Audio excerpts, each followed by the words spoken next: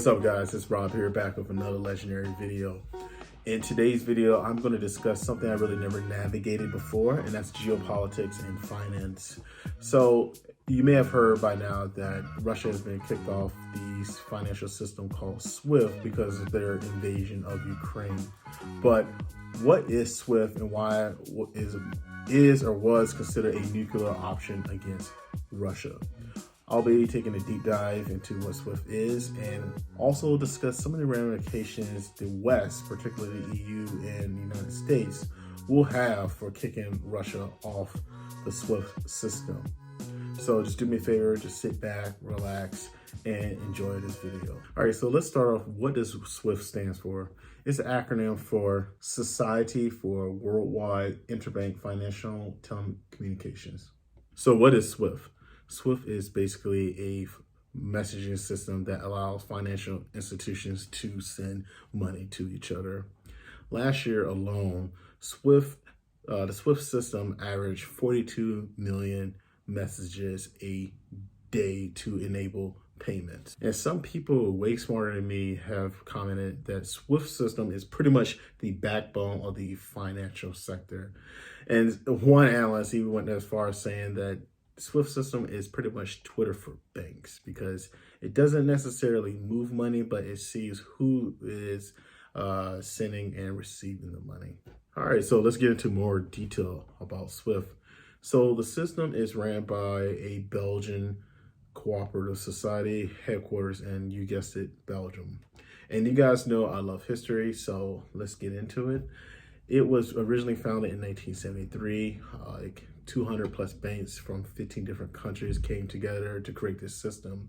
One of the primary reasons why they created this system was that they were afraid that they didn't want one single entity, primarily like an American, the country of the USA or American entity, like a private company or something, would be able to control the entire global financial system without being challenge.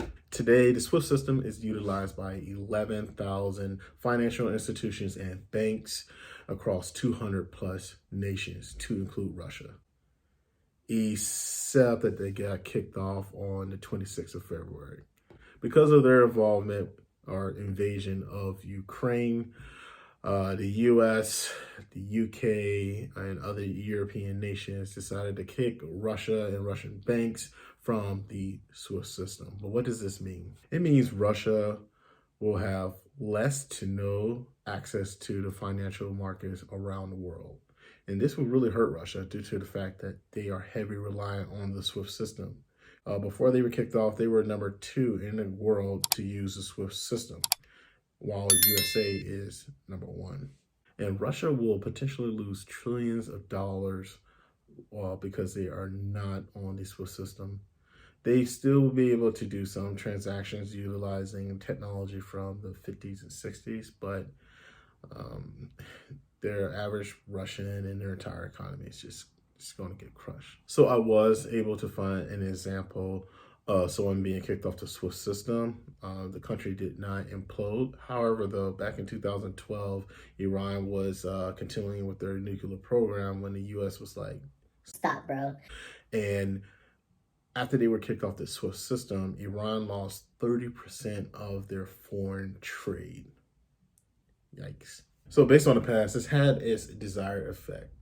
Since Russia was given a SWIFT kick, their currency, the ruble, has lost over 30% of its value compared to the dollar.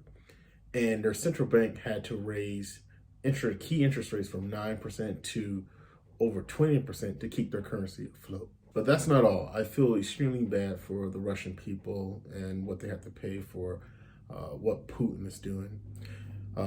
People in Russia are not able to utilize their credit cards, like their Visa credit cards, to make payments. They can't use Apple Pay or Google Pay to be able to make payments. Everything's all messed up, and there's like long lines at banks to pull out money, all because of Putin's silly decision. Russia does have over $600 billion in foreign cash reserves and gold to be able to withstand the sanctions. It's actually called the Russian Fortress.